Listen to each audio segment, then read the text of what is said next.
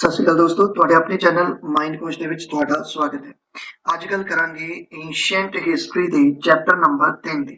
ਐਂਸ਼ੀਐਂਟ history ਦਾ chapter number 3 Jainism और इस Jainism ਦਾ part 1 ਆਪਾਂ ਡਿਸਕਸ ਕਰ ਚੁੱਕੇ ਹਾਂ। ਪਾਰਟ 1 ਜੋ ਹੈ ਉਹ ਆਪਾਂ ਡਿਸਕਸ ਕਰ ਚੁੱਕੇ ਹਾਂ, ਜਿਸ ਦੇ ਵਿੱਚ ਆਪਾਂ ਇਸ ਦਾ ਲਿਟਰੇਚਰ ਜਿਹੜਾ ਸੀ ਉਹ ਡਿਸਕਸ ਕੀਤਾ ਸੀ। ਅੱਜ ਆਪਾਂ ਚੈਪਟਰ ਨੰਬਰ 3 ਦਾ ਪਾਰਟ 2 ਜੋ ਹੈ ਉਹ ਡਿਸਕਸ ਕਰਨਾ ਹੈਗਾ। ਤੁਹਾਡੇ ਸਿਲੇਬਸ ਦੇ ਅਕੋਰਡਿੰਗ ਐਂਸ਼ੀਐਂਟ ਹਿਸਟਰੀ ਦਾ ਇਹ ਜੋ ਚੈਪਟਰ ਹੈ, ਇਹ ਜੋ ਪਾਰਟ ਹੈ ਉਹ ਧਰਮ ਸੁਧਾਰ ਅੰਦੋਲਨ, ਔਰ ਇਸ ਧਰਮ ਸੁਧਾਰ ਅੰਦੋਲਨ ਦੇ ਵਿੱਚ ਆਪਾਂ ਬੁੱਧ ਧਰਮ ਅਤੇ ਜੈਨ ਧਰਮ ਨੂੰ ਡਿਸਕਸ ਕਰਨਾ ਹੁੰਦਾ ਹੈ। ਬੁੱਧ ਧਰਮ ਬਾਰੇ ਆਪਾਂ ਗੱਲ ਕਰ ਚੁੱਕੇ ਹਾਂ, ਅੱਜ ਆਪਾਂ जैन धर्म बारे डिस्कस करना है। तो बिना देरी शुरू करते हैं। देखो, इस तो पहला ਆਪਾਂ ਇਹ ਦੇਖ ਚੁੱਕੇ ਹਾਂ ਕਿ ਜੈਨਿਜ਼ਮ ਦੇ ਵਿੱਚ ਜੋ ਟੋਟਲ ਗੁਰੂ ਹੋਏ ਉਹ ਕਿੰਨੇ ਹੋਏ। तो ਜੈਨਿਜ਼ਮ ਦੇ ਵਿੱਚ ਟੋਟਲ 24 ਗੁਰੂ ਜੋ ਹੈ ਉਹ ਹੋਏ, ਜਿਨ੍ਹਾਂ ਨੂੰ ਤੀਰਥ ਅੰਕਰ ਦੇ ਨਾਂ ਨਾਲ ਜਾਣਿਆ ਗਿਆ। ਆਪਾਂ ਤਿੰਨ ਨੂੰ ਡਿਸਕਸ ਕਰਨਾ ਸੀਗਾ, ਔਰ ਇਹ ਤਿੰਨ ਕਿਹੜੇ ਕਿਹੜੇ ਨੇ। तो देखो, जैन धर्म ਦੇ अगर ਤੁਹਾਨੂੰ डायरेक्टली फाउंडर पूछ लें कि जैन धर्म ਦੇ फाउंडर कौन है, संस्थापक कौन है, तो जैन धर्म ਦੇ संस्थापक ਮੰਨੇ ਜਾਂਦੇ ਨੇ ऋषभनाथ। और ये जो ऋषभनाथ ने, इन्हों का जो सिंबल है वो किहड़ा है, तो इन्हों का सिंबल है बलद। तो ये पहले गुरु है और जैन धर्म के फाउंडर ਮੰਨੇ ਜਾਂਦੇ ਨੇ। ਅੱਗੇ ਆਪਾਂ 23वें गुरु की गल करिए तो वो है जी पार्श्वनाथ। इन्हों का सिंबल स्नेक सप हुंदा है, और पार्श्वनाथ एक्चुअल दे विच अशुभ सैन नाम का एक राजा है, उसके पुत्र सन। ਇਹਦਾ मतलब ये 24 के 24 गुरु अमीर राजियां दे बेटे सीगे, क्षत्रिय सीगे। इन्होंने पहला अपना गृहस्थी जीवन व्यतीत किया और फिर इन्होंने संन्यास लिया। ये जो अशुभ सैन नाम का राजा सी, ये बनारस का राजा सी, और बनारस के राजे के रूप में विराजमान सी, जिसका लड़का पार्श्वनाथ जो कि जैन धर्म को अपनाते हैं। हालांकि पार्श्वनाथ ने अपनी जो पहलियां सिक्ख्यावां सीगियां वो जैनिज्म च 4 सिक्ख्यावां दित्तियां सीगियां, जिहदे विच अहिंसा, झूठ ना बोलना, चोरी ना करना, पराई चीज ते अपना हक ना जताना। ये 4 टीचिंग पहला ही पार्श्वनाथ जो है वो दे चुके हैं। उस तो बाद आप गल करते हैं 24वें तीर्थंकर की। 24वें तीर्थंकर अपने लिए काफी इंपॉर्टेंट ने, क्योंकि क्वेश्चन मोस्टली इतों ही बनाते हैं। 24वें तीर्थंकर की गल करिए तो यह है वर्धमान महावीर, और इन्हों का सिंबल शेर। वर्धमान महावीर का जो जन्म होया तो 599 BC ਦੇ ਵਿੱਚ ਇਹਨਾਂ ਦਾ ਜਨਮ ਹੋਇਆ, लेकिन कई ਥਾਵਾਂ ਤੇ 540 BC ਵੀ ਲਿਖਿਆ ਹੁੰਦਾ। ਇਹਨਾਂ ਦਾ ਜੋ ਜਨਮ ਹੋਇਆ ਉਹ ਕੁੰਡਲਗ੍ਰਾਮ ਮੁਜ਼ੱਫਰਪੁਰ ਡਿਸਟ੍ਰਿਕਟ ਬਿਹਾਰ ਦੇ ਵਿੱਚ ਇਹਨਾਂ ਦਾ ਜਨਮ ਹੁੰਦਾ। ਤੁਸੀਂ ਇਹ ਦੋਨੋਂ ਡੇਟਸ ਯਾਦ ਰੱਖਣੀਆਂ ਹੈ, 599 ਅਤੇ 540। ਉਸ ਤੋਂ ਬਾਅਦ ਇਹਨਾਂ ਦੇ ਪਿਤਾ ਦਾ ਨਾਮ ਸਿਧਾਰਥ, ਔਰ ਤੁਸੀਂ ਪਹਿਲਾਂ ਦੇਖਿਆ ਕਿ ਬੁੱਧਿਜ਼ਮ ਦੇ ਵਿੱਚ गौतम बुद्ध के बचपन का नाम जो चाइल्डहुड नेम है गौतम बुद्ध का वो सिद्धार्थ है, ठीक है। लेकिन इतने महावीर के पिता का नाम सिद्धार्थ है, ठीक है जी। जो जंत्रिका कबीले के हेड ने या जंत्रिका कबीले के प्रधान ने, और इन्हों की जो डायनेस्टी है उस डायनेस्टी का नाम है इक्ष्वाक राजवंश। इक्ष्वाक डायनेस्टी दे राजे। ਇਹਦਾ मतलब ये जो 24वें तीर्थंकर ने वर्धमान महावीर, ये भी अमीर ने, क्षत्रिय ने, राजे के बेटे ने। इन्हों की माता का नाम है त्रिशिला। लिच्छवी साम्राज्य के राजे की भैन है। तो लिच्छवी साम्राज्य मैं तुहानू कहा कि जिसकी कैपिटल केड़ी है वैशाली, और एक काफी अमीर स्टेट जिहड़ा सीगा उस समय का मन्निया जाता। इन्हां दी पत्नी का नाम यशोदा। जदों कि आपां बुद्धिज्म दे विच पढ़िया कि गौतम बुद्ध की जो वाइफ है उसका नाम है यशोधरा, ठीक है। और इत्थे इन्हां दा नाम है यशोदा, और इहदे घरे बेटी मतलब महावीर दे घरे बेटी का जन्म होंदा जिहदा नाम है प्रियदर्शना, और प्रियदर्शना का विआह एक जमाली नाम के व्यक्ति दे नाल होया सीगा। और ये जो जमाली नाम का व्यक्ति सी, यही अगे चल के महावीर का जवाई बनिया और महावीर का पहला शिष्य बनिया। तो अगर तुहानू पूछ लें कि महावीर के पहले शिष्य कौन सी, तो उन्हां दे जवाई ही सीगे जिन्हां दा नाम सीगा जमाली। बुद्धिज्म दे विच जो इन्हां दे बेटे का नाम सी गौतम बुद्ध ते वो सीगा राहुल, और इन्हां दी जो पहली नन बनी सी, जो फीमेल शिष्य बनी सी, वो इन्हां दी मां ही बनी सी गौतमी। तो ये फैक्ट नहीं जो तुहाडे मैच करते, कंपेयर करके कंपैरिजन करके ही जिहड़ा है कि तुसीं इसनूं पढ़ना है। उस तो बाद आपां गल करिए तो वर्तमान महावीर के समकाली जो कंटेम्परेरी है वो कौन कौन ने। तो देखो, इन्हां दे जो कंटेम्परेरी ने वो है महात्मा बुद्ध, बिंबिसार। बिंबिसार उस समय मगध का राजा से, हालांकि महावीर के फैमिली रिलेशन के विचों भी ये सीगे। तो महात्मा बुद्ध अते बिंबिसार हरनिका वंश का संस्थापक सी उस समय का मगध का, क्योंकि मगध के विच उस समय हरनिका वंश का ही राज सी। वर्तमान महावीर ਨੂੰ ਜੋ ਗਿਆਨ ਦੀ ਪ੍ਰਾਪਤੀ ਹੁੰਦੀ ਹੈ ਉਹ ਕਿਵੇਂ ਹੁੰਦੀ ਹੈ। ਦੇਖੋ ਇਹਨਾਂ ਦੀ ਜੋ ਮਾਤਾ ਪਿਤਾ ਸੀਗੇ ਉਹ ਪਹਿਲਾਂ ਹੀ ਮਤਲਬ ਇਹਨਾਂ ਦੀ ਜੋ ਫੈਮਿਲੀ ਸੀ ਮਹਾਵੀਰ ਦੀ ਉਹ ਪਹਿਲਾਂ ਹੀ ਮਤਲਬ ਰਿਲੇਟ ਕਰਦੀ ਸੀ ਕਿਹਨਾਂ ਦੇ ਨਾਲ ਮਤਲਬ ਉਹ ਕਿਹਨਾਂ ਨੂੰ ਮੰਨਦੀ ਸੀ ਪਾਰਸ਼ਵਨਾਥ ਨੂੰ ਮੰਨਦੀ ਸੀ ਉਹਨਾਂ ਦੀ ਸ਼ਿष्य ਸੀ। ਠੀਕ ਹੈ ਇਹਨਾਂ ਦਾ ਪਰਿਵਾਰਿਕ ਮੈਂਬਰ ਜਿਹੜੇ ਆ ਉਹ ਪਹਿਲਾਂ ਹੀ ਪਾਰਸ਼ਵਨਾਥ ਦੇ ਸ਼ਿष्य ਸੀਗੇ। तो ਕਿਤੇ ਨਾ ਕਿਤੇ ਮਹਾਵੀਰ ਤੇ ਇਹਨਾਂ ਦਾ ਜੋ ਪ੍ਰਭਾਵ ਹੈ ਉਹ ਪਿਆ ਔਰ ਇਹ ਅਸੈਟਿਕ ਹੋਣਾ ਚਾਹੁੰਦੇ ਸੀ ਸਟਾਰਟਿੰਗ ਦੇ ਵਿੱਚ ਹੀ ਇਹ ਅਸੈਟਿਕ ਹੋਣਾ ਚਾਹੁੰਦੇ ਸੀ ਬਟ ਇਹਨਾਂ ਦੇ ਮਾਤਾ ਪਿਤਾ ਜੋ ਸੀਗੇ ਉਹ ਇਹਨਾਂ ਨੂੰ ਅਸੈਟਿਕ ਉਹਨਾਂ ਨੇ ਨਹੀਂ ਹੋਣ ਦਿੱਤਾਗਾ। ਲੇਕਿਨ ਜਦੋਂ ਹੀ ਵਰਤਮਾਨ ਮਹਾਵੀਰ ਦੇ ਮਾਤਾ ਪਿਤਾ ਦੀ ਡੈਥ ਹੁੰਦੀ ਹੈ ਜਦੋਂ ਇਹ 30 ਸਾਲ ਦੇ ਹੁੰਦੇ ਆ ਵਰਤਮਾਨ ਮਹਾਵੀਰ ਤਾਂ ਇਹਨਾਂ ਦੇ ਮਾਤਾ ਪਿਤਾ ਦੀ ਡੈਥ ਹੋ ਜਾਂਦੀ ਹੈ ਔਰ ਜਦੋਂ ਹੀ ਇਹਨਾਂ ਦੇ ਮਾਤਾ ਪਿਤਾ ਦੀ ਡੈਥ ਹੁੰਦੀ ਹੈ ਤਾਂ ਇਹ ਆਪਣਾ ਘਰ-ਬਾਰ ਜਿਹੜਾ ਉਹ ਤਿਆਗ ਕਰ ਦਿੰਦੇ ਨੇ। ਤਾਂ ਮਾਤਾ ਪਿਤਾ ਦੀ ਮੌਤ ਤੋਂ ਬਾਅਦ ਇਹਨਾਂ ਨੇ ਆਪਣਾ ਘਰ ਤਿਆਗ ਕੀਤਾ ਮਤਲਬ 30 ਸਾਲ ਦੀ ਉਮਰ ਤੋਂ ਬਾਅਦ ਇਹਨਾਂ ਨੇ ਆਪਣਾ ਜਿਹੜਾ ਸੀਗਾ ਉਹ ਘਰ ਤਿਆਗ ਕੀਤਾ। ਘਰ ਤਿਆਗ ਕਰਨ ਤੋਂ ਬਾਅਦ ਇਹ 13 ਸਾਲਾਂ ਤੋਂ ਬਾਅਦ ਇਹਨਾਂ ਨੂੰ ਗਿਆਨ ਮਿਲਿਆ ਬਟ ਇੱਕ ਸਟੋਰੀ ਦੇ ਅਕੋਰਡਿੰਗ ਇਹ ਕਿਤੇ ਨਾ ਕਿਤੇ ਮੈਂਸ਼ਨ ਹੈ ਇਹ ਲਿਖਿਆ ਜਾਂਦਾ ਹੈ ਕਿ ਜੋ ਮਹਾਵੀਰ ਹੈ ਮਹਾਵੀਰ ਜੋ ਹੈ ਇਹਨਾਂ ਨੇ ਆਪਣੀ ਤਪੱਸਿਆ ਕੀਤੀ ਬਟ ਇਹਨਾਂ ਦੇ ਨਾਲ ਹੀ ਇੱਕ ਹੋਰ ਵਿਅਕਤੀ ਵੀ ਸੀਗਾ ਜਿਨ੍ਹਾਂ ਦਾ ਨਾਮ ਸੀਗਾ ਮੋਕਲੀ ਗੋਸਾਲ ਜਾਂ ਮਕਲੀ ਗੋਸਾਲ ਜਾਂ ਮੋਕਲੀ ਗੋਸਾਲ। ਇਹ ਵੀ ਇੱਕ ਵਿਅਕਤੀ ਸੀ ਜਿਨ੍ਹਾਂ ਨੇ ਗਿਆਨ ਪ੍ਰਾਪਤੀ ਕਰਨ ਦੀ ਕੋਸ਼ਿਸ਼ ਕੀਤੀ ਸੀਗੀ। ਦੋਨਾਂ ਨੇ ਹੀ ਗਿਆਨ ਪ੍ਰਾਪਤੀ ਕਰਨ ਦੀ ਕੋਸ਼ਿਸ਼ ਕੀਤੀ ਔਰ ਮਕਲੀ ਗੋਸਾਲ ਜਦੋਂ 6 ਸਾਲ ਬਾਅਦ ਦੀ ਆਪਣੀ ਤਪੱਸਿਆ ਪੂਰੀ ਕਰਦੇ ਨੇ ਤਾਂ ਇਹ ਇੱਕ ਧਰਮ ਇੱਕ ਜੁਆਇਨ ਕਰਦੇ ਨੇ ਜਿਸ ਦਾ ਨਾਮ ਹੈ ਅਜੀਵਿਕਾ। ਹਾਲਾਂਕਿ ਕੋਈ ਅਲੱਗ ਧਰਮ ਨਹੀਂ ਹੈ ਬਲਕਿ ਇਹ ਸੈਕਟ ਆਫ ਜੈਨਿਜ਼ਮ ਹੀ ਹੈ ਮਤਲਬ ਜੈਨਿਜ਼ਮ ਦਾ ਹੀ ਇਹ ਪਾਰਟ ਹੈ ਜਿਸਨੂੰ ਇਹ ਜੁਆਇਨ ਕਰਦੇ ਨੇ ਮਕਲੀ ਗੋਸਾਲ। ਲੇਕਿਨ ਮਹਾਵੀਰ ਨੂੰ ਲੱਗਦਾ ਹੈ ਕਿ ਸ਼ਾਇਦ ਮੈਨੂੰ ਅਜੇ ਗਿਆਨ ਨਹੀਂ ਮਿਲਿਆ ਜਿਸ ਕਰਕੇ ਇਹ 6 ਸਾਲ ਤੋਂ ਬਾਅਦ 7 ਸਾਲ ਦੀ ਹੋਰ ਤਪੱਸਿਆ ਕਰਦੇ ਨੇ ਤਾਂ 13ਵੇਂ ਸਾਲ ਜਾਂ 13 ਸਾਲ ਤੋਂ ਬਾਅਦ ਇਹਨਾਂ ਨੂੰ ਜਿਹੜਾ ਹੈਗਾ ਉਹ ਗਿਆਨ ਪ੍ਰਾਪਤੀ ਹੁੰਦੀ। ਤਾਂ ਆਪਣੀ ਤਪੱਸਿਆ ਦੇ 13ਵੇਂ ਸਾਲ ਦੇ ਵਿੱਚ ਮਹਾਵੀਰ ਰਿਜੂ ਪਾਲਕਾ ਨਦੀ ਦੇ ਕੰਢੇ ਸਥਿਤ ਜਿਬਰਿਕ ਗ੍ਰਾਮ ਨਾਮ ਦਾ ਇੱਕ ਨਗਰ ਇੱਕ ਪਿੰਡ ਹੈ ਇਸ ਦੇ ਬਾਹਰ ਜਿਹੜੇ ਸੀਗੇ ਉਹ ਤਪੱਸਿਆ ਕਰਦੇ ਨੇ ਔਰ ਇਹਨਾਂ ਨੂੰ ਪਰਮ ਗਿਆਨ ਦੀ ਪ੍ਰਾਪਤੀ ਹੁੰਦੀ ਹੈ ਬਟ ਯਾਦ ਰੱਖਿਓ ਇਹਨਾਂ ਨੂੰ ਕਬਲਿਆ ਦੀ ਪ੍ਰਾਪਤੀ ਹੋਈ ਸੀ ਇਹਨਾਂ ਨੂੰ ਕੇਵਲ ਗਿਆਨ ਦੀ ਪ੍ਰਾਪਤੀ ਹੋਈ ਸੀ ਇਹਨਾਂ ਨੂੰ ਨਿਰਵਾਣ ਹਜੇ ਪ੍ਰਾਪਤ ਨਹੀਂ ਹੋਇਆ। ਜੋ ਇਹਨਾਂ ਨੂੰ ਨਿਰਵਾਣ ਪ੍ਰਾਪਤ ਹੁੰਦਾ ਹੈ ਉਹ ਇਹਨਾਂ ਦੀ ਡੈਥ ਤੇ ਹੁੰਦਾ ਹੈਗਾ। ਠੀਕ ਹੈ ਤਾਂ ਜੈਨੀਆਂ ਦੇ ਵਿੱਚ ਜੋ ਡੈਥ ਹੁੰਦੀ ਹੈ ਉਸ ਨੂੰ ਨਿਰਵਾਣ ਬੋਲਦੇ ਨੇ ਜਦੋਂ ਕਿ ਬੁੱਧਿਜ਼ਮ ਦੇ ਵਿੱਚ ਗਿਆਨ ਪ੍ਰਾਪਤੀ ਨੂੰ ਹੀ ਨਿਰਵਾਣ ਬੋਲਿਆ ਜਾਂਦਾ ਹੈਗਾ। ज्ञान प्राप्ति तो बाद वर्तमान जिन कहलाए जितेंद्रिय कहलाए और जितेंद्रिय मतलब इंद्रियां ਨੂੰ ਜਿੱਤਣ ਵਾਲਾ ਜਿਤੇਂद्रिय। वर्तमान महावीर ਨੂੰ ਅਰਿਹੰਤ ਦੇ ਨਾਮ ਨਾਲ ਵੀ ਜਾਣਿਆ ਗਿਆ ਔਰ वर्तमान महावीर ਦੀ ਅਗਰ ਮੌਤ ਡੈਥ ਦੀ ਗੱਲ ਕਰੀਏ ਤਾਂ वर्तमान महावीर ਦੀ 72 ਸਾਲ ਦੀ ਉਮਰ ਦੇ ਵਿੱਚ ਪਾਵਾਪੁਰੀ ਨਾਮ ਦਾ ਸਥਾਨ ਜੋ ਕਿ ਪਟਨਾ ਦੇ ਵਿੱਚ ਹੈ ਤਾਂ ਪਟਨਾ ਦੇ ਵਿੱਚ ਇਹਨਾਂ ਦੀ ਡੈਥ ਹੋ ਜਾਂਦੀ ਹੈ ਔਰ ਇਹਨਾਂ ਦੀ ਡੈਥ ਐਕਚੁਅਲ ਦੇ ਵਿੱਚ ਸੈਲਫ ਸਲਵੇਸ਼ਨ ਦੇ ਕਾਰਨ ਹੋਈ। ਆਪਣੇ ਸਰੀਰ ਦਾ ਖੁਦ ਤਿਆਗ ਕਰਨਾ ਆਪਣੇ ਸਰੀਰ ਦਾ खुद त्याग करना। वैसे तो एक तरह नाल सुसाइड है और सुसाइड इंडिया दे विच इलीगल है बट फिर भी आपां नूं अपना फंडामेंटल राइट दिता गया है 25 तो 28 जिस दे तहत आप अपने धर्म दे जो रूल ने उन्हां नूं फॉलो कर सकते हैं। ठीक है प्रोपेगेशन कर सकते हैं। यही कारण है कि जैनिज्म दे विच सेल्फ सल्वेशन जिहड़ा है उस नूं मानता मिली हुई है। तो कहते हैं कि 468 BC ਦੇ ਵਿੱਚ ਇਹਨਾਂ ਦੀ ਜਿਹੜੀ ਆ ਉਹ ਡੈਥ ਹੋ ਗਈ ਸੀ। ਠੀਕ ਹੈ तो इस तरह महावीर जो है ਉਹ ਨਿਰਵਾਣ ਪ੍ਰਾਪਤ ਕਰਦੇ ਨੇ ਕਿਉਂਕਿ ਇਹਨਾਂ ਦੀ ਡੈਥ ਨੂੰ ਹੀ ਨਿਰਵਾਣ ਬੋਲਿਆ ਜਾਂਦਾ। महावीर ਦੀ ਮੌਤ ਦੇ ਸਮੇਂ ਪਾਵਾਪੁਰੀ ਵਿਖੇ ਦੋ ਮਹਾਜਨਪਦ ਹੋਇਆ ਕਰਦੇ ਸਨ ਜਿਨ੍ਹਾਂ ਦਾ ਸੰਬੰਧ ਵਰਤਮਾਨ महावीर ਨਾਲ ਸੀ ਲਿच्छवी ਅਤੇ ਮਲ ਔਰ ਇਹਨਾਂ ਲਿच्छवी ਅਤੇ ਮਲ ਗਣਰਾਜ ਦੇ ਵਿੱਚ ਜਾਂ ਮਹਾਜਨਪਦ ਦੇ ਵਿੱਚ ਦੀਪਮਾਲਾ ਵੀ ਕੀਤੀ ਗਈ ਸੀ। महावीर ਦੀ ਮੌਤ ਤੋਂ ਬਾਅਦ ਹੁਣ ਚੰਦਰਗੁਪਤ ਮੌर्य ਵੰਸ਼ ਦੇ ਸੰਸਥਾਪਕ ਰਹੇ ਨੇ तो ਇਹਨਾਂ ਦੇ ਰਾਜ ਦੇ ਦੌਰਾਨ भद्रा बाहू ने नागरिकता ਦੇ ਨਿਯਮ ਨੂੰ ਅਪਣਾਇਆ। ਭਦਰਾ ਬਾਹੂ ਜੋ ਇਹਨਾਂ ਤੋਂ ਹੀ ਅੱਗੇ ਠੀਕ ਹੈ ਜੈਨਿਜ਼ਮ ਨੂੰ ਅਪਣਾਉਂਦੇ ਨੇ ਔਰ ਜੈਨਿਜ਼ਮ ਦੇ ਗੁਰੂ ਦੇ ਰੂਪ ਵਿੱਚ ਜਿਹੜੇ ਆ ਉਹ ਮਾਨਤਾ ਮਿਲਦੀ ਹੈ ਇਹਨਾਂ ਨੂੰ।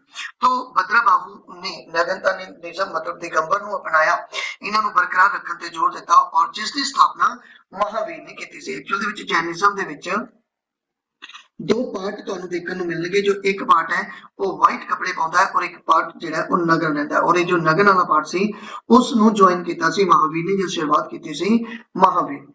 भद्रा बाहू चंद्रगुप्त मौर्य ਦੇ ਧਾਰਮਿਕ ਗੁਰੂ ਵੀ ਬਣੇ ਮਤਲਬ ਜੋ ਚੰद्रगुप्त ਮੌर्य ਨੇ ਇਹਨਾਂ ਨੇ ਤੁਹਾਨੂੰ ਪਤਾ ਹੈ ਜੈਨਿਜ਼ਮ ਨੂੰ ਜੁਆਇਨ ਕੀਤਾ ਸੀ ਔਰ ਇਹ ਜੋ ਦੀਕਸ਼ਾ ਦਿੱਤੀ ਗਈ ਸੀ ਜਾਂ ਜੈਨਿਜ਼ਮ ਨੂੰ ਜੋ ਜੁਆਇਨ ਕਰਨ ਦੇ ਵਿੱਚ ਜੋ ਗੁਰੂ ਬਣੇ ਸੀ ਉਹ भद्रा बाहू ਹੀ ਬਣੇ ਸੀ ਚੰद्रगुप्त मौर्य ਦੇ। चंद्रगुप्त मौर्य ਬਾਰੇ ਬਾਕੀ ਡਿਟੇਲ ਆਪਾਂ ਮੌर्य ਸਾਮਰਾਜ ਦੇ ਵਿੱਚ ਜਿਹੜਾ ਹੈਗਾ ਉਹ ਡਿਸਕਸ ਕਰਾਂਗੇ। ਅੱਗੇ ਚੱਲੀਏ तो ਸਤੁਲਾ ਬੱਤਰਾ ਦੀ ਗੱਲ ਕਰਦੇ ਹਾਂ। ਮੈਂ ਤੁਹਾਨੂੰ ਕਿਹਾ ਕਿ ਜੈਨਿਜ਼ਮ ਦੇ ਦੋ ਸੈਕਟ ਨੇ, ਇੱਕ ਮਤਲਬ ਨਗਰ ਰਹਿੰਦੇ ਨੇ ਔਰ ਇੱਕ ਜੋ ਹੈ ਉਹ ਵਾਈਟ ਕੱਪੜੇ ਜਿਹੜੇ ਆ ਉਹ ਪਾਉਂਦੇ ਨੇ। ਤਾਂ ਇੱਥੇ ਜੋ ਵਾਈਟ ਕੱਪੜੇ ਪਾਉਂਦੇ ਨੇ ਉਹਨਾਂ ਦੇ ਜੋ ਗੁਰੂ ਸੀਗੇ ਉਹ ਸਤੁਲਾ ਬੱਤਰਾ ਸੀ, ਉਹ ਸਤੁਲਾ ਬੱਤਰਾ ਸੀਗੇ। ਔਰ ਸਤੁਲਾ ਬੱਤਰਾ ਸ਼ਿਵਤੰਬਰ ਭਿਕਸ਼ੂਆਂ ਦੇ ਆਗੂ, ਮਤਲਬ ਜੋ ਇਹ ਵਾਈਟ ਕੱਪੜੇ ਪਾਉਂਦੇ ਨੇ ਉਹਨਾਂ ਨੂੰ ਸ਼ਿਵਤੰਬਰ ਬੋਲਿਆ ਜਾਂਦਾ ਹੈ ਔਰ ਜੋ ਨਗਨ ਰਹਿੰਦੇ ਨੇ ਉਹਨਾਂ ਨੂੰ ਦਿਗੰਬਰ ਬੋਲਿਆ ਜਾਂਦਾ ਹੈ। तो शिवतंबर भिक्षुओं के आगू जो उत्तर विच ज्यादातर रही ने अपने परोपकार को चिट्टे कपड़े पहनने की इजाजत देती थी। अगर मैं दिगंबर की गल करा तो ये साउथ वाले एरिया च ज्यादा डेवलप हुए, लेकिन जो शिवतंबर ने जो वाइट कपड़े पाते हैं ये उत्तर वाले एरिया दे विच ज्यादा जिहड़े आ वो डेवलप होंदे। आई थिंक ये स्लाइड तुहानू समझ आ गई होएगी। उस तो बाद वर्तमान महावीर दी सिक्ख्यावां दी अगर मैं चर्चा करा तो आप देखते हैं कि जो इन्हों के गुरु पार्श्वनाथ से उन्होंने अपन चार टीचिंग पहला ही दे दी सी, अहिंसा, झूठ ना बोलना, चोरी ना करना और पराई चीज से अपना हक ना जताना। लेकिन जो एक चीज ऐड की गई, जो एक टीचिंग ऐड की गई वो केड़ी है, तो देखो एक जो टीचिंग ऐड की गई सी वो सी ब्रह्मचार्य। तो ये जो ब्रह्मचार्य नाम की एक टीचिंग ऐड की गई इत्थे ये वर्धमान महावीर ने की। तो टोटल जैनिज्म दे विच 5 टीचिंग दा जिहड़ा हैगा वो जिक्र किया जाता है, जिहदे विचों एक टीचिंग ब्रह्मचार्य जो है वो वर्धमान महावीर ने दिता और 4 टीचिंग जिहड़ियां सी वो पहला ही पार्श्वनाथ जिहड़े आ वो दे चुके सीगे। जैन धर्म के 3 रत्नों की गल करिए तो आप बुद्धिज्म के विच 3 पिलर्स ਨੂੰ डिस्कस किया है और वो 3 पिलर ਦੇ ਵਿੱਚ बुद्धा, धम्मा ਅਤੇ संघा की गल करते हैं। लेकिन अगर रतन आ जाए, लेवल्स आ जाए, 3 रतन आ जाए तो ये जैनिज्म के ने, ठीक है, ये रतन ਜਿਹੜੇ ਆ ਉਹ जैनिज्म के ने। तो जैनिज्म के अगर ये 3 रतन है तो ਕਿਹੜੇ ने, सही विश्वास करना, सही ज्ञान की प्राप्ति, सही आचरण रखना, मतलब right believe, right knowledge, right conduct, ये 3 रतन ਜਿਹੜੇ ਆ ਉਹ जैनिज्म ਦੇ ਵਿੱਚ ਤੁਹਾਨੂੰ देखਣ ਨੂੰ मिलते। जैन धर्म 2 सिद्धांतों विच ही बिलीव करता है, जीव अते अजीव दे विच, ठीक है, मतलब बाहरी आत्मा अते बाहरी तत्व दे विच ही ज्यादातर बिलीव करते हैं। जैन धर्म के प्रमुख दर्शन की गल करिए तो ये फिलहाल अगर तुहानू लगे कि थोड़ा टफ है तो तुसीं नहीं भी पढ़ सकते तो कोई चक्कर नहीं। हालांकि जैनिज्म के विच कुछ जो सिद्धांत दिते गए ने, जो दर्शन, जो फिलॉसफी दी गई है वो ਇਹਦੇ ਵਿੱਚ ਬਿਆਨ ਕੀਤੀ ਗਈ ਹੈ। देखो एक ਇਹ अनेकवाद ਦੇ ਵਿੱਚ ਬਿਲੀਵ ਕਰਦੇ ਨੇ, एक सैयदवाद ਦੇ ਵਿੱਚ ਬਿਲੀਵ ਕਰਦੇ ਨੇ, एक न्यायवाद ਦੇ ਵਿੱਚ ਬਿਲੀਵ ਕਰਦੇ ਨੇ। अनेकवाद ਦਾ मतलब ਕੀ ਹੈ कि अध्यात्मक विज्ञान एक यथार्थवादी है, मतलब मेटाफिजिक्स इज अ रियलिस्टिक।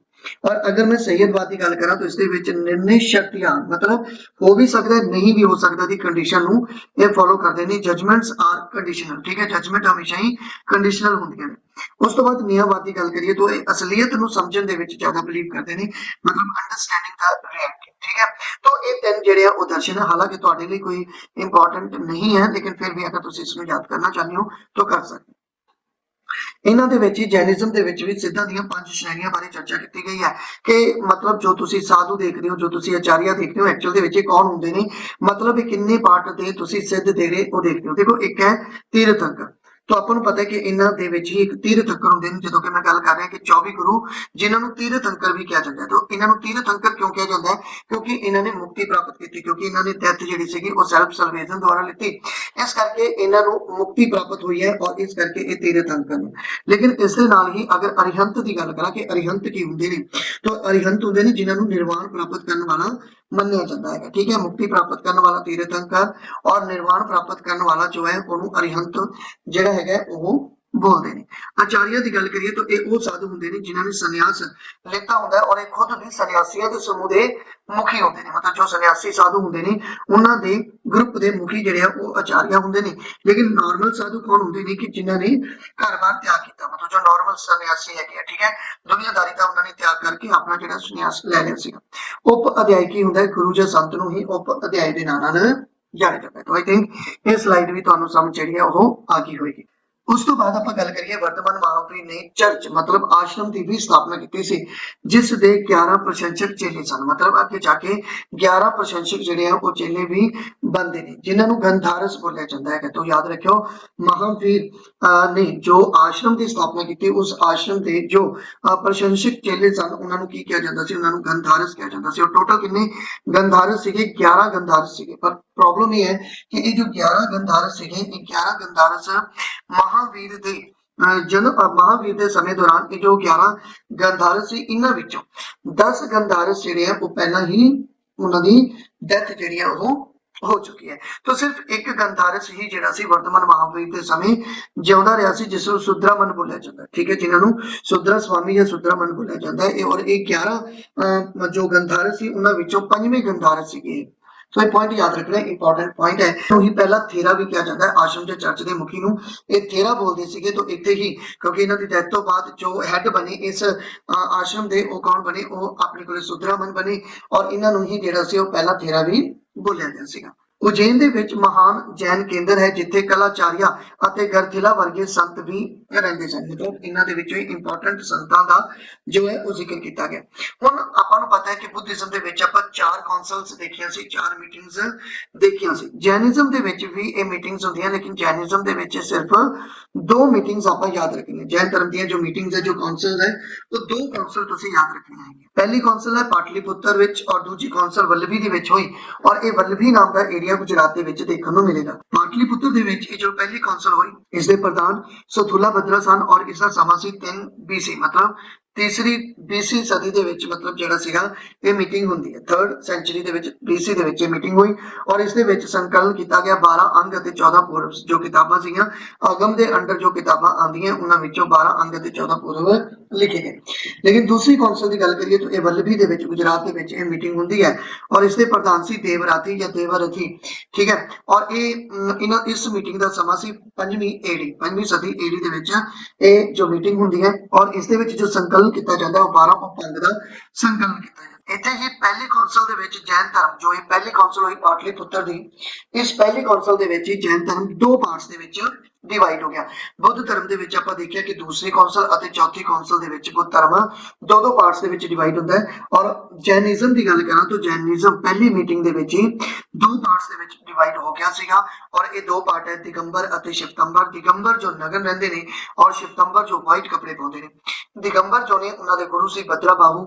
ਇਹ ਜ਼ਿਆਦਾਤਰ ਦੱਖਣ ਦੇ ਵਿੱਚ ਜ਼ਿਆਦਾ ਫੈਲਿਆ ਕਿਉਂਕਿ भद्रा बाहू ਕਰਨਾਟਕਾ ਵਾਲੇ ਏਰੀਆ ਦੇ ਵਿੱਚ ਜ਼ਿਆਦਾ ਪ੍ਰਚਲਿਤ ਰਹੇ ਔਰ ਗੁਰੂ ਸ਼ਿਵਤੰਬਰ ਦੇ ਜੋ ਗੁਰੂ ਰਹੇ ਉਹ ਸਤੂਲਾ ਭद्रा ਰਹੇ ਜੋ ਉੱਤਰ ਦੇ ਵਿੱਚ ਇਹ ਜਿਹੜਾ ਧਰਮ ਹੈ ਉਹ ਫੈਲਿਆ। ਐਕਚੁਅਲ ਦੇ ਵਿੱਚ ਇਹਦੀ ਜੋ ਬਾਕੀ ਸਟੋਰੀ ਹੈ ਉਹ ਆਪਾਂ ਮੌਰੀਆ ਸਾਮਰਾਜ ਦੇ ਵਿੱਚ ਦੇਖਾਂਗੇ ਕਿ ਕਿਵੇਂ ਮਤਲਬ ਜਿਹੜਾ ਸੀਗਾ ਇਹ ਜੋ भद्रा बाहू ਸੀਗੇ ਇਹ ਕਰਨਾਟਕ ਚਲੇ ਗਏ ਸੀ ਸਾਊਥ ਵਿੱਚ ਔਰ ਨਾਰਥ ਵਿੱਚ ਜੋ ਸਤੂਲਾ ਭद्रा ਰਹੇ ਇਹਨਾਂ ਨੇ ਹੀ ਜੋ ਸੀਗੇ ਉਹ ਮਤਲਬ ਜਿਹੜਾ ਸੀ ਉਹ ਲਿਟਰੇਚਰ ਲਿਖਿਆ ਸੀਗਾ ਜੈਨਿਜ਼ਮ ਦੇ ਵਿੱਚ। ਲੇਕਿਨ ਇਹਨਾਂ ਨੂੰ ਬਹੁਤ ਸਾਰੇ ਜੈਨੀਆਂ ਨੇ ਨਹੀਂ ਮੰਨਿਆ। ਕਿਉਂ? ਕਿਉਂਕਿ ਉਹਨਾਂ ਦਾ ਮੰਨਣਾ ਸੀਗਾ ਕਿ ਸਾਡੇ ਅਸਲੀ ਗੁਰੂ ਜਿਹੜੇ ਸੀਗੇ ਉਹ भद्रा बाहू ਹੈ, ਲੇਕਿਨ भद्रा बाहू ਫਿਲਹਾਲ ਅਵੇਲੇਬਲ ਨਹੀਂ ਹੈ। ਇਸ ਕਰਕੇ ਉਹਨਾਂ ਤੋਂ ਬਿਨਾਂ ਇਹ ਲਿਟਰੇਚਰ ਨਹੀਂ ਲਿਖਿਆ ਜਾ ਸਕਦਾ ਕਿਉਂਕਿ ਜਿੰਨੀ ਜਾਣਕਾਰੀ ਜ਼ਿਆਦਾ ਜਾਣਕਾਰੀ ਜੋ ਹੈ ਉਹ भद्रा बाहू ਦੇ ਕੋਲ ਹੈ। ਇਸ ਕਰਕੇ ਜੈਨਿਜ਼ਮ 2 ਪਾਰਟਸ ਦੇ ਵਿੱਚ ਡਿਵਾਈਡ ਜਿਹੜਾ ਹੈਗਾ ਉਹ ਹੋ ਜਾਂਦਾ ਹੈ।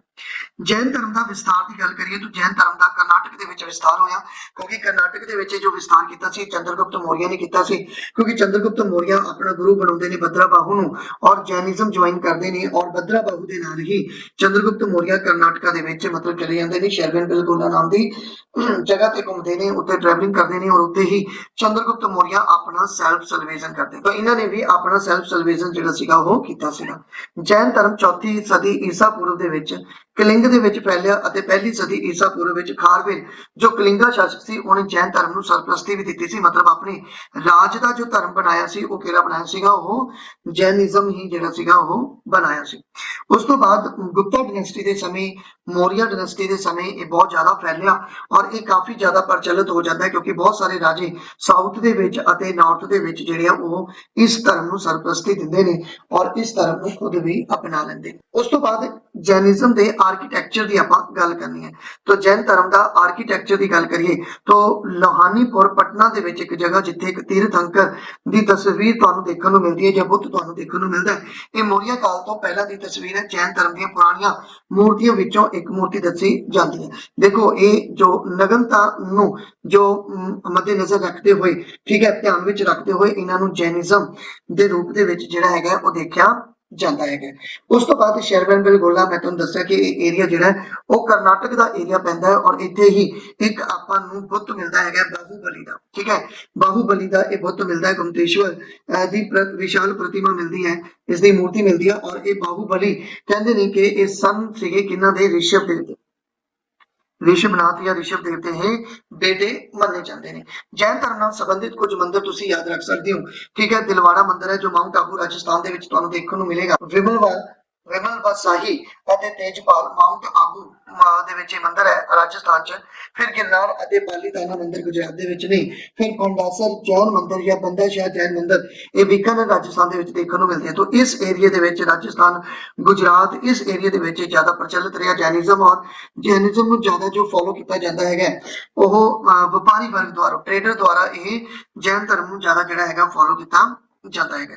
ਉਸ ਤੋਂ ਬਾਅਦ ਕੀਰਤੀ ਸਤੰਭ ਦੀ ਗੱਲ ਕਰੀਏ, ਜੈਨ ਟਾਵਰ ਦੀ ਗੱਲ ਕਰੀਏ ਤਾਂ ਚਿਤੌੜ ਦੇ ਕਿਲੇ ਦੇ ਵਿੱਚ ਹੈਗਾ ਰਾਜਸਥਾਨ ਚ। ਇਹ ਵੈਰੀ ਇੰਪੋਰਟੈਂਟ ਹੈ, ਯਾਦ ਤੁਸੀਂ ਰੱਖਣਾ ਹੈ। ਉਸ ਤੋਂ ਬਾਅਦ ਸ਼ਾਹੀ ਸਰਪ੍ਰਸਤੀ ਦੀ ਗੱਲ ਕਰੀਏ ਕਿ ਉਹ ਕਿਹੜੇ ਰੂਲਰ ਸੀਗੇ ਜਿਨ੍ਹਾਂ ਨੇ ਆਪਣੇ ਰਾਜ ਦਾ ਜੋ ਧਰਮ ਸੀਗਾ ਉਹ ਜੈਨਿਜ਼ਮ ਅਪਣਾਇਆ ਔਰ ਖੁਦ ਵੀ ਇਹ ਜੈਨਿਜ਼ਮ ਜਿਹੜਾ ਸੀ ਉਹ ਅਪਣਾਉਂਦੇ ਨੇ ਔਰ ਜੈਨਿਜ਼ਮ ਦਾ ਪ੍ਰਚਾਰ ਕਰਦੇ ਨੇ। ਤਾਂ ਦੇਖੋ ਦੱਖਣ ਭਾਰਤ ਮਤਲਬ ਸਾਊਥ ਵੱਲੀ ਕੁਝ ਰਾਜੇ ਨੇ ਜਿਨ੍ਹਾਂ ਨੇ ਮਤਲਬ ਜੈਨ ਧਰਮ ਨੂੰ ਅਪਣਾਇਆ। ਉਹ ਕਦੰਬ ਰਾਜ ਅਤੇ ਗੰਗ ਰਾਜਵੰਸ਼ ਦੇ ਰਾਜੇ ਸੀਗੇ, ਜਿਹਦੇ ਵਿੱਚ ਅਮੋਘ ਵਰਸ਼ ਹੋ ਗਿਆ ਰਾਸ਼ਟਰਕੂਟ ਦੇ ਰਾਜੇ, ਸਿੰਧ ਰਾਜ ਜੈ ਸਿੰਘ ਅਤੇ ਕੁਮਾਰ ਪੱਲਾ, ਠੀਕ ਹੈ, ਸਿੰਧ ਰਾਜ ਜੈ ਸਿੰਘ, ਚਾਲੁਕਵਾ ਵੰਸ਼, ਕੁਮਾਰ ਪੱਲਾ, ਸੋਲੰਕੀ ਰਾਜਵੰਸ਼। ਤੋਂ ਇਹ ਕਈ ਮਤਲਬ ਸਾਊਥ ਦੇ ਵਿੱਚ ਰੂਲਰ ਰਹੇ ਹੈ, ਡਾਇਨੈਸਟੀਆਂ ਰਹੀਆਂ ਜਿਨ੍ਹਾਂ ਨੇ ਕੀ ਕੀਤਾ ਹੈਗਾ ਦੱਖਣ ਦੇ ਵਿੱਚ ਜੈਨਿਜ਼ਮ ਨੂੰ ਸਰਪ੍ਰਸਤੀ ਦਿੱਤੀ।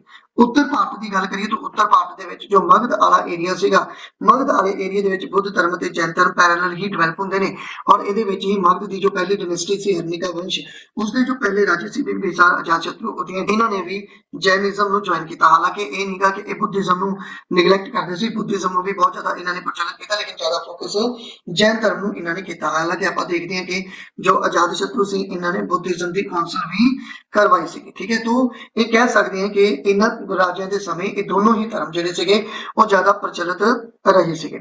ਉਸ ਤੋਂ ਬਾਅਦ ਨੰਦ ਵੰਸ਼, ਮਗਧ ਦਾ ਹੀ ਆਖਰੀ ਰਾਜਾ ਨੰਦ ਵੰਸ਼ ਦਾ ਧਨਾਨੰਦ ਦੇ ਸਮੇਂ, ਚੰद्रगुप्त ਮੌर्य, ਫਿਰ ਮੌर्य ਸਾਮਰਾਜ ਦੇ ਸਮੇਂ, ਠੀਕ ਹੈ, ਇਹਨਾਂ ਨੇ ਤਾਂ ਜੈਨਿਜ਼ਮ ਨੂੰ ਹੀ ਅਪਣਾ ਲਿਆ। ਫਿਰ ਬਿੰਦੂਸਾਰਾ, ਠੀਕ ਹੈ, ਫਿਰ ਮੌर्य ਰਾਜਵੰਸ਼ ਦੇ ਵਿੱਚ ਅਸ਼ੋਕ ਵੀ ਇਹ ਨਹੀਂਗਾ ਕਿ ਬੁੱਧ ਧਰਮ ਨੂੰ ਬਿਲਕੁਲ ਇਹਨਾਂ ਨੇ ਮੰਨਿਆ ਹੈਗਾ, ਬੁੱਧ ਧਰਮ ਦੇ ਵਿੱਚ ਜ਼ਿਆਦਾ ਬਲੀਵ ਕਰਦੇ ਸੀ, ਪਰ ਇਹਨਾਂ ਨੇ ਸਾਰੇ ਧਰਮਾਂ ਨੂੰ ਹੀ ਜਿਹੜਾ ਸੀਗਾ ਉਹ ਪ੍ਰਚਲਿਤ ਕੀਤਾ, ਸਾਰੇ ਧਰਮਾਂ ਨੂੰ ਹੀ ਜਿਹੜਾ ਸੀਗਾ ਮਾਨ ਸਤਿਕਾਰ ਦਿੰਦੇ ਸੀਗੇ। ਉਸ ਤੋਂ ਬਾਅਦ ਖਾਰਵੇਲ ਜੋ ਕਿ ਕਲਿੰਗਾ ਦਾ ਰਾਜਾ ਸੀਗਾ, ਤੋਂ ਇਸ ਨੇ ਵੀ ਜਿਹੜਾ ਸੀਗਾ ਉਹ ਜੈਨਿਜ਼ਮ ਨੂੰ ਅਪਣਾਇਆ ਅਤੇ ਆਪਣੇ ਸਾਮਰਾਜ ਦੇ ਵਿੱਚ ਜੈਨ ਧਰਮ ਨੂੰ ਪ੍ਰਚਲਿਤ ਕੀਤਾ। ਹਾਲਾਂਕਿ ਤੁਸੀਂ ਅੱਗੇ ਪੜਾਂਗੇ ਆਪਾਂ ਅਸ਼ੋਕਾ ਅਤੇ ਖਾਰਵੇਲ ਦੇ ਵਿੱਚ ਇੱਕ ਲੜਾਈ ਹੁੰਦੀ ਹੈ, ਇੱਕ ਯੁੱਧ ਹੁੰਦਾ ਜਿਹਨੂੰ ਕਲਿੰਗਾ ਦਾ ਯੁੱਧ ਬੋਲਦੇ ਨੇ। ਲੇਕਿਨ ਇਹ ਕਲਿੰਗਾ ਦਾ ਯੁੱਧ ਕਿਸੇ ਧਾਰਮਿਕ ਯੁੱਧ ਦੇ ਕਰਕੇ ਨਹੀਂ ਹੋਇਆ ਸੀ ਕਿ ਅਗਰ ਅਸ਼ੋਕਾ ਬੁੱਧ ਧਰਮ ਨੂੰ ਮੰਨਦਾ ਹੈ ਔਰ ਖਾਰਵੇਲ ਜੈਨ ਧਰਮ ਨੂੰ ਮੰਨਦਾ ਹੈ, ਐਸਾ ਨਹੀਂ ਸੀਗਾ। ਇਹ ਜਸਟ ਟ੍ਰੇਡ ਰੂਟ ਦੇ ਕਰਕੇ ਇਹ ਜਿਹੜਾ ਸੀਗਾ ਉਹ ਲੜਾਈ ਹੋਈ ਸੀਗੀ, ਠੀਕ ਹੈ। ਤਾਂ ਇਹ ਵੀ ਪੁਆਇੰਟ ਤੁਸੀਂ ਯਾਦ ਰੱਖ ਸਕਦੇ। तो ਇਹ ਸੀਗਾ ਜੀ ਆਪਣੇ ਕੋਲੇ ਜੈਨਿਜ਼ਮ ਦੇ ਦੋਨੋਂ ਪਾਰਟ ਆਪਾਂ ਜਿਹੜੇ ਹੈਗੇ ਉਹ ਕੰਪਲੀਟ ਕਰ ਚੁੱਕੇ ਹਾਂ। ਤਾਂ ਜੈਨਿਜ਼ਮ ਜਿਹੜਾ ਹੈਗਾ ਉਹ ਪੂਰੀ ਤਰ੍ਹਾਂ ਕੰਪਲੀਟ ਜਿਹੜਾ ਉਹ ਹੋ ਗਿਆ। ਔਰ ਇਸ ਤੋਂ ਬਾਅਦ ਜੋ ਥਰਡ ਵੀਡੀਓ ਤੁਹਾਡੀ ਆਏਗੀ ਉਸ ਦੇ ਵਿੱਚ ਆਪਾਂ ਇਸ ਨੂੰ ਇਸਦੇ ਐਮਸੀਕਿਊ ਜਿਹੜੇ ਹੈਗੇ ਉਹ ਡਿਸਕਸ ਕਰਨੀ ਹੈ। ਇਸ ਤੋਂ ਪਹਿਲਾਂ ਇੰਡਸ ਵੈਲੀ ਸਿਵਲਾਈਜੇਸ਼ਨ ਔਰ ਬੁੱਧਿਜ਼ਮ ਦੀਆਂ ਤਿੰਨ ਵੀਡੀਓਜ਼ ਜਿਹੜੀਆਂ ਪੈ ਚੁੱਕੀਆਂ, ਜਿਹਦੇ ਵਿੱਚ ਦੋ ਵੀਡੀਓਜ਼ ਥਿਉਰੀ ਦੀਆਂ ਔਰ ਤੀਸਰੀ ਵੀਡੀਓ ਜਿਹੜੀ ਆ ਉਹ ਐਮਸੀਕਿਊ ਦੀ ਤੁਹਾਨੂੰ ਦੇਖਣ ਨੂੰ ਮਿਲੂਗੀ। ਪਲੀਜ਼ ਤੁਸੀਂ ਇਹਨਾਂ ਵੀਡੀਓਜ਼ ਨੂੰ ਵੀ ਦੇਖਿਓ ਤਾਂ ਜੋ ਪੂਰੀ ਤੁਹਾਡੀ ਐਂਸ਼ੀਅੰਟ ਹਿਸਟਰੀ ਜਿਹੜੀ ਆ ਉਹ ਕੰਪਲੀਟ ਹੋ ਜੇ। तो आज के सेशन ਦੇ ਵਿੱਚ ਆਪਾਂ ਇੰਨਾ ਹੀ ਡਿਸਕਸ ਕਰਨਾ ਸੀਗਾ। ਸੈਸ਼ਨ अच्छा लगा तो मेरे चैनल ਨੂੰ सब्सक्राइब कर लो, बेल आइकन ਨੂੰ प्रेस कर लो और इस वीडियो ਨੂੰ शेयर भी करना ना भूलो। तो थैंक यू।